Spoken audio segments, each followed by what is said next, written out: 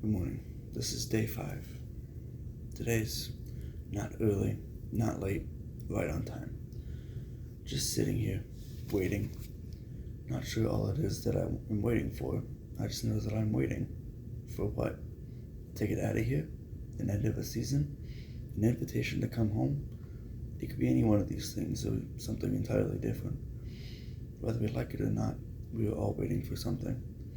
We spend our lives in anticipation, expecting any day now that something will change. Sometimes as we wait, we get impatient. We try to rush things along, even when it is not in our power to do something. This same attitude happened on several occasions throughout Scripture. The golden calf, the army of Saul, going to battle without God's blessing, the birth of a nation that never should have existed in the first place. This nation I'm referring to is that of Ishmael, found in Genesis 16. In chapters before, God had promised Abraham that through his seed, a great nation, more immeasurable than the stars in heaven, would arise. Abraham's wife, Sarah, was well advanced in years, and when up to this point, she was unable to bear children for Abraham. So she gets her servant Hagar and tells her husband to sleep with her, so that her heir would come from her servant. But this was not how God said the nation would come.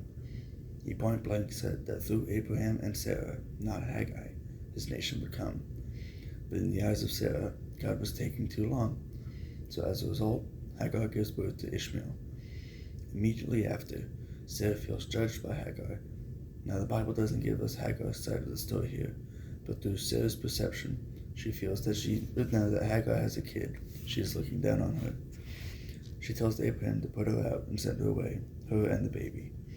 Ishmael's line is where most, if not all, the religions that oppose God have come out of. From that point until the end of time, Christians are now in a constant war with nations like Islam, Hinduism, Buddhism, just to name a few. Imagine what our world would be like if Sarah had waited patiently on God's promise. How many countless lives would have been saved if these nations had not been allowed to rise? This should be an important lesson for all of us.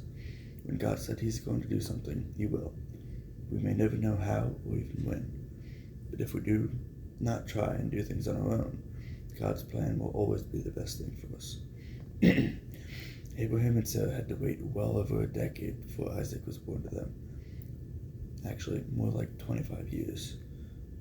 We don't know why their wait was so long, but we do know that even though Isaac's seed had fallen short, there is still God's chosen.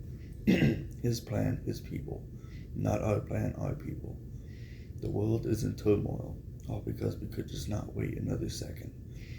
Let us not be so quick to be impatient and work things out in our own way that we miss what God is doing in the times of waiting. God is preparing every one of us through the waiting period to get us ready for when the thing finally comes. With every minute we wait, God is ensuring that we trust Him to take care of the details.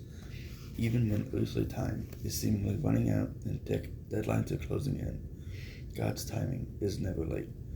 It arrives precisely when it intends to. Right when we need it the most, God knows what He is doing. Wait on Him to carry out His plan that He has already set in motion for your life. Alright guys, I'll see you tomorrow.